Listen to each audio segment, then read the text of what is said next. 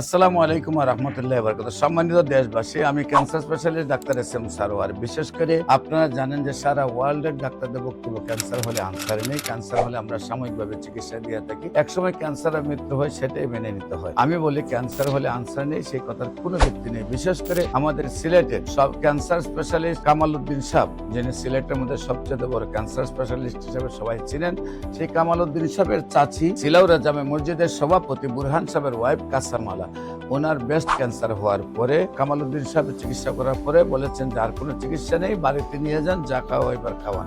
তারপর আল্লাহর রসের সহমতে চিকিৎসা করেছি। কাসামালা বুরহান সাহেবের ওয়াইফ, আপনার সিলেটের আপনার ক্যান্সার স্পেশালিস্ট কামাল উদ্দিন সাহেবের স্ত্রী আল্লাহর রহমতে সুন্দরভাবে সুস্থ হয়েছে আজ থেকে আরো 20 বছর আগে।